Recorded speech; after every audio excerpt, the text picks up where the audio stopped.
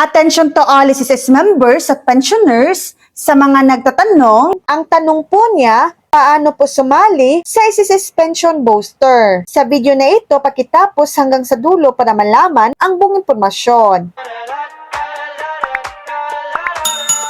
Para sumali sa may SSS Pension Booster, dating WIS Plus, mag-enroll lamang sa pamamagitan ng iyong may data SSS account sa website, mag-generate ng Payment Reference Number or PRN para sa voluntary at magbayad ng kahit 500 pesos. Ito ay isang voluntary savings program na bukas sa lahat ng SSS members na may posted contribution, mga hakbang sa pag-enroll at pagbabayad. My.SSS, una, mag-login, pumunta sa SSS website at mag-login sa iyong My.SSS account. Pangalawa, piliin ang program, hanapin ang My SSS Pension Booster sa dashboard o sa menu ng services at mag-enroll. Pangatlo, generate PRN, mag-generate ng PRN para sa voluntary contribution, piliin ang voluntary o My SSS Pension Booster bilang uri ng pagbabayad. Pang-apat, magbayad sa pamamagitan ng SSS partners, bangkong apps, GCash, Paymaya,